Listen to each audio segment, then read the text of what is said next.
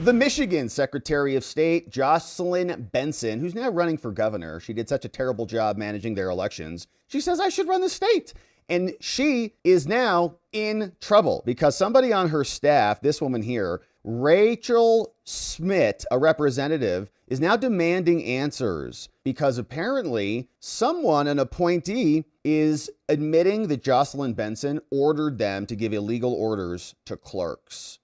Now, we know Jocelyn Benson doesn't really care too much about the integrity of elections because their frame is enfranchisement and participation and democracy and equity and inclusivity. Everybody gets to vote. Like, those are the principles they care about. If you ask them about integrity of the vote, well, who is actually voting? And are they allowed to vote? And are they voting twice? Or do they have duplicate registrations? Or have they been validated as citizens or what? Integrity is racist. Integrity is fascist. Integrity is trying to undermine America and all the things. And so what Jocelyn does is she just doesn't care. And as long as it's close enough, it's good enough for her. And this was that exchange that we talked about in the aftermath of the 2020 elections, where Jocelyn was admitting that the Dominion machines had some problems with them.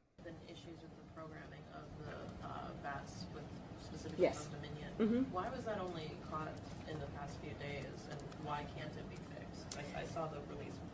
Yeah, this is a nationwide issue with Dominion voter access terminals in the counties that use them. And the voter access terminals, of course, not all the machines, just the ones that are accessible, have an issue with the straight party voting and a programming issue that's, again, affected the machines nationwide. And I think all of us that use Dominion machines were unhappy to learn about this during the testing period and as early voting began. So we're working with Dominion. During the testing period and as early voting began. Oops, we got a bunch of ballots through the system and then we've identified the problem and fixed it as early voting began.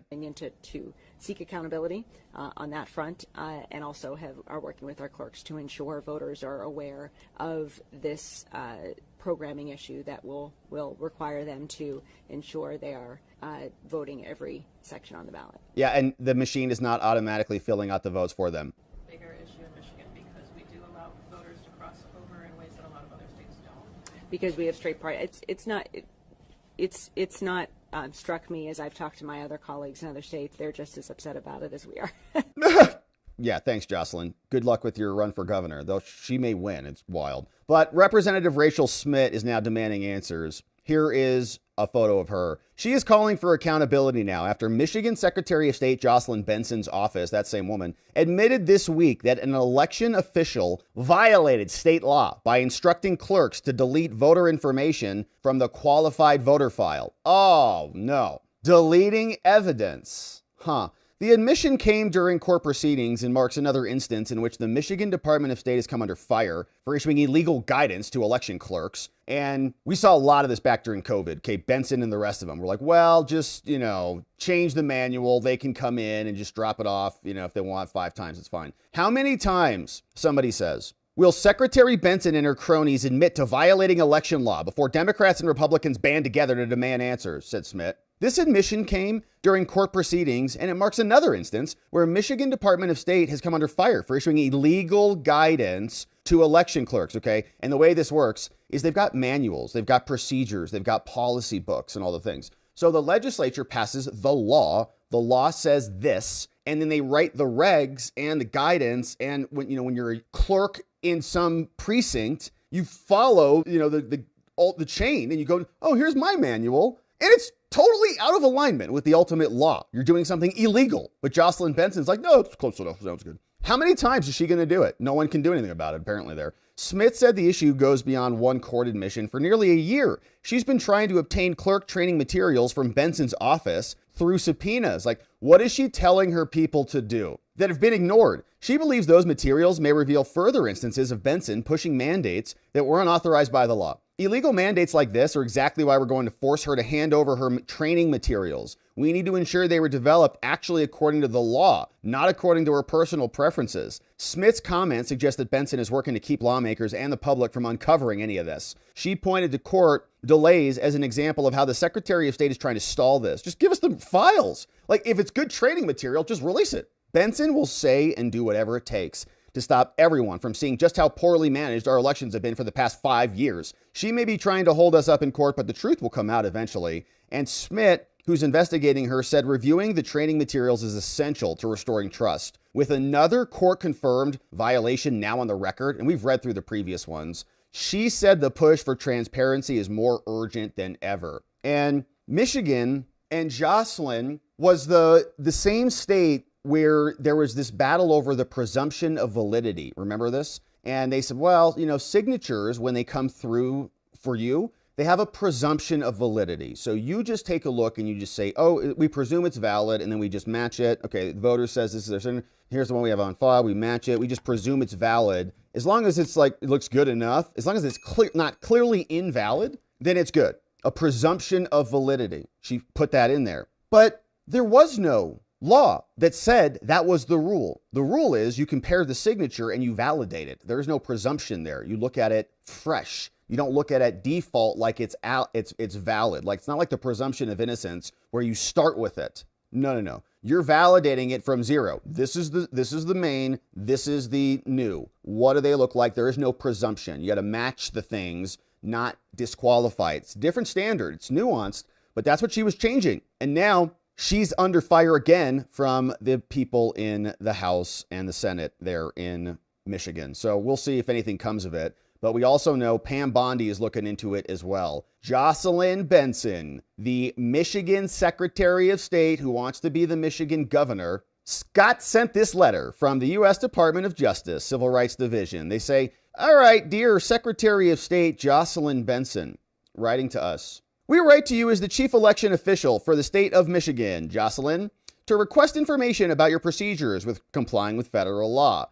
We want a list of election officials like you who are responsible for implementing the general program of voter registration list maintenance from November 2022 through receipt of this letter, including those responsible and not employed by your office, including local election officials and any third parties who are involved in that effort. Now, please provide a description of the steps you have taken, Jocelyn, when those steps were taken, to ensure the state's list maintenance programs have been properly carried out in full compliance with federal law. And please include actions of your office and like state level and local election officials at city, county, and other, smaller precincts. The NVRA, federal law, requires each state and DC to make available an inspection of their records. And so pursuant to the law, Pam Bondi now requests you produce the following to us. We want a current electronic copy of all your statewide voter registration lists, baby. Let's get them. We want them in Excel format. We'll also take them in comma-separated values or even a delimited text file format, but just be an adult and just put it into a spreadsheet, okay? So we can put it on the internet and see it easily. Please specify what delimiter is used, if any. Just put it in an Excel file, all right? What's the new one? XLS something? Then they add something to it. DocX, right? Hey, additionally, please provide the following information in electronic form. Here's what we want. The time period is all the way from November 2022 to November 2024, so we're not going to get the COVID years, unfortunately. And if you can't give us this data, provide why. Here's what we want. Now, in the most recent report, okay, so you gave us some information, and this is great because they are reviewing the information that Michigan gave them, and then they're responding and saying, your data's really wonky. Can you explain this, please? Say, your response to our question to you, you suggest that the number of registered voters listed as active is nearly the same as the state's citizen voting age population. So that's interesting. So the numbers are almost exactly the same. It's like everybody who can vote is registered. It's almost the same number. Using the community survey estimate, the state's registration rate was 95% of the citizen voting age population. Wild. Like everybody's registered to vote, almost 100%. Please explain what actions the state is taking to ensure that voters who should not be on the statewide voter registration list are being removed. So you're asking yourself, what is the variance of that? Or what is the difference between that and other states? Or other states like at 95% registration? I don't think so. In your data, when you responded to our questions, Michigan, Jocelyn, you people reported that you sent 330,000 confirmation notices out of 8.4 million total active registered voters. So you sent confirmation notices to 4.5% of the total active registered voters in the state. Now, the national average for this is 19.5%. So you're a fourth of the nation. You're failing, Jocelyn. Now, please explain Michigan's process for determining when to send confirmation notice to an active registered voter. And maybe they don't want to send those out because they're going to go to a bunch of people who are bad voters.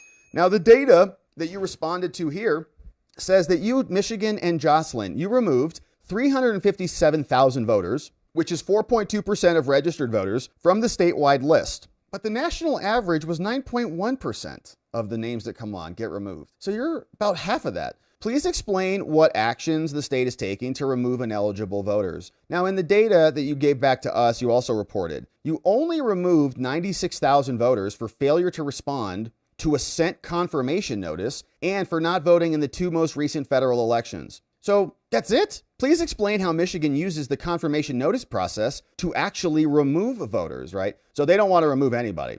First of all, they're not sending out confirmation notices. And then of the confirmation notices that they're sending, so they send like 330,000 of those out. And then of the 330,000, maybe they remove 96,000 of those that actually went out. Now, the data reflects that Michigan reported, look at this one, 1.869 million duplicate registrations. Whoa! Which was 45.7% of all the registration transactions received by Michigan. Golly. So like half of them are duplicates? Please explain why duplicate registrations comprise a high number of all registration transactions in Michigan. What is that?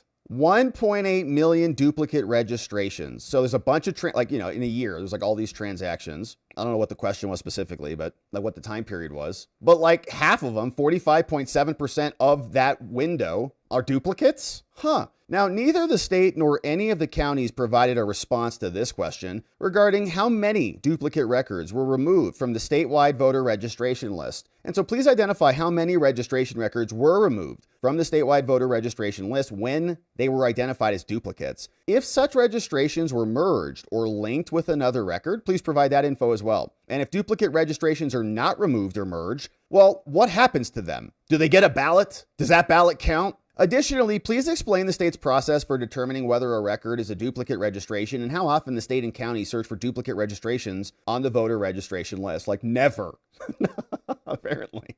Now, potentially related to the concerns about duplicate voter registrations, the DOJ has received a complaint that says that Michigan is not following federal law when it comes to voter ID. The complaint alleges that Michigan's qualified voter file assigns multiple identifiers to individual voters, with different identifiers used by Jocelyn's office and local clerks. So Jocelyn is looking at one variable, right? You got a profile and you say, my website goes here, first name, middle name, last name, email, phone number, address, blah, blah, blah, citizenship status, residency, county, blah, blah, blah, goes on. The local clerks are looking at one form field. Jocelyn's kind of looking at the other one. The complaint also alleges that Michigan does not require a driver's license number when registering to vote. And so please explain Michigan's practice for assigning an identifier and whether Michigan and its local jurisdictions use multiple identifiers for registered voters and whether voter registration applicants are required to provide their driver's license number if they have one, right? And so what happens for a lot of this is the validation of citizenship status happens at the MVD level rather than at, like the Secretary of State's level, because that's where most people are interfacing with the government at the MVD. You want to drive, you got to come in here.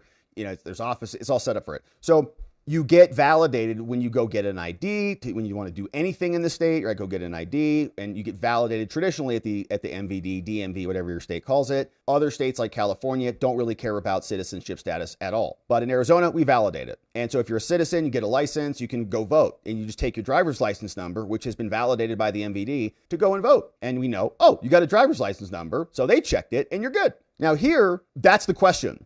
Are they checking, do they have a validation process in there? And what are people referring to? And if Michigan's not requiring the driver's license number and the validation is not happening at the MVD, then when is the validation happening? So please provide a description of the steps that Michigan has taken, when those steps were taken, to identify registered voters who are ineligible to vote, as well as the procedures that Michigan used to remove those ineligible voters from the registration list. Please identify the number of registered voters identified as ineligible to vote for the time period and the close of registration all the way up through the present day, including for these reasons. How many non-citizens did you identify, Jocelyn? 3. Oh, 3. Adjudicated incompetent. How many had felony convictions? Now, for each of those voters identified, please provide their registration information and please give us this info within 14 days of receipt of this letter. This information should be sent back over to the Civil Rights Division, to this awesome dude called Michael Gates, Deputy Assistant Attorney General, and working with Maureen. Shout out to Maureen. All right, so